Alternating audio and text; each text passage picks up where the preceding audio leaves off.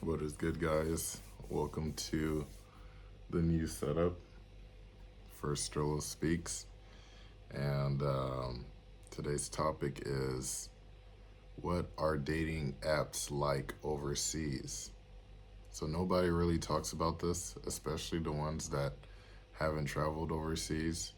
And it's understandable because they don't plan on leaving the States, so why even bother? But the ones that do come over here, they experience it. Majority of males, they experience it, but that's about it. They call it if they don't like it, or if they do find someone, then that's it. They don't really share their experience, but I'm here to tell you guys what it's like. So you gotta understand the dating dynamics when it comes to living abroad. So, and like I said in my previous videos, there's a lot of Western habits or norms that are migrating overseas. So, feminism has spread overseas, hypergamy has spread, everything. It's not the same as it was several years ago. So, there's social media, there's countless of other platforms for you to, get discovered. So, yeah, the dating world has changed dynamically or drastically altogether. So, with that in mind, of course, the females, they're going to be looking for a provider. So, whether you're American or European or you're from the Middle East, if you got money, you're in. No questions asked. Uh, where do I sign? You know. But if you are one of the locals, just know your place. It's so sad, but that's reality. So when you go on, so when you go on these dating apps, right, and you find your match or your partner, they're gonna expect a certain. They're gonna expect you to provide in some way, some fashion, because they already have multiple guys that liked her, just like in the States. But it's not as, the ratio is different. You know what I mean? So, yeah, you're going to message them, and they're either going to flat out tell you, hey, I do this, how much, just like that.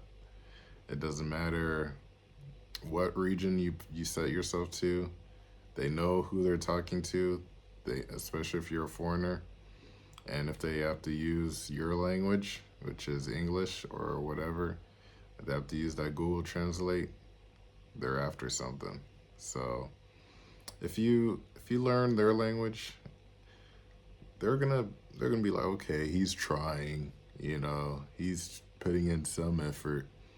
But ultimately, they know what's up. They know what the deal is. They know you're learning to try to finesse them.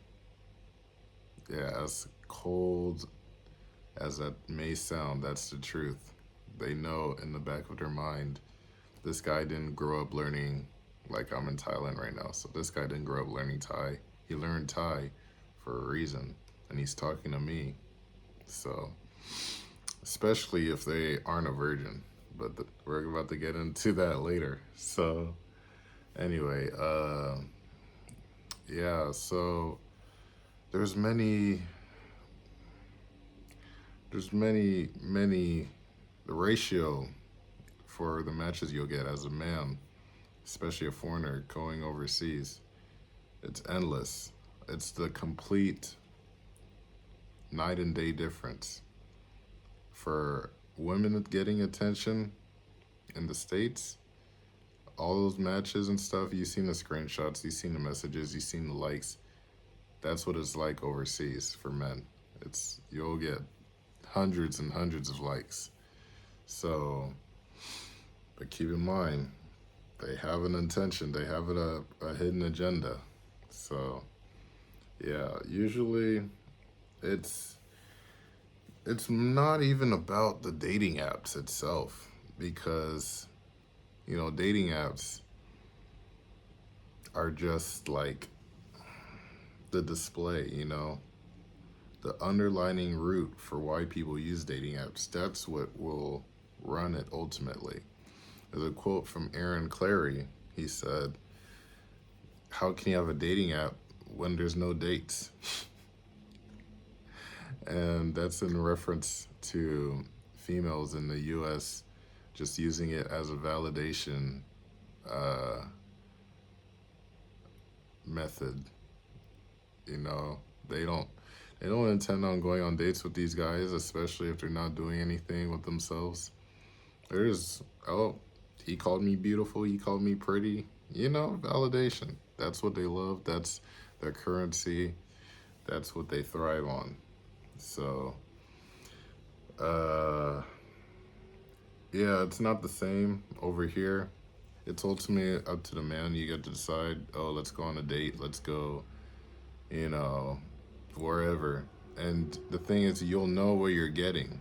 You'll always know what you're getting at the end, because they will let you know. There's no, oh, what ifs, or maybe if I do this. Like, no, you'll always know. They're they're not just gonna.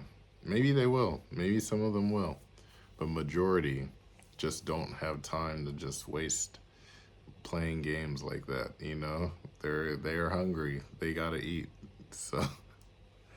So yeah, that's another thing. Um, Honestly, the rest is just personal preference or personal experience on what happens. But I gave you the basics on, or 7 minutes, and I gave you the basics on how it works. So it's not even really about the dating apps. In summary, it's literally just about how are the brains wired overseas. And yeah, there's no real, like, you'll know if you want to have kids or not with a certain individual, or you want to start a serious relationship from the time you meet them, just by asking a couple questions. Like, oh, where's your family? Do you have any children? Stuff like that. But I might get into another video on the age differences of females and what they usually expect. But I know that's been a topic that's been tackled by many countless of other people. They talked about, obviously, the young ones are going to be more promiscuous, you know, um, majority, and or just entitled. And the older ones, they're just more set in their ways. See, I don't even need to do a video. Like, I can just say right here, that's it. Like, they're set in their ways, especially if they have children. You are not the priority. You are not the priority. All you stepdads. But yeah, that's my take on dating apps and how it is overseas. I will I'll go more into detail on other topics. Just let me know in the comments. And yeah, peace.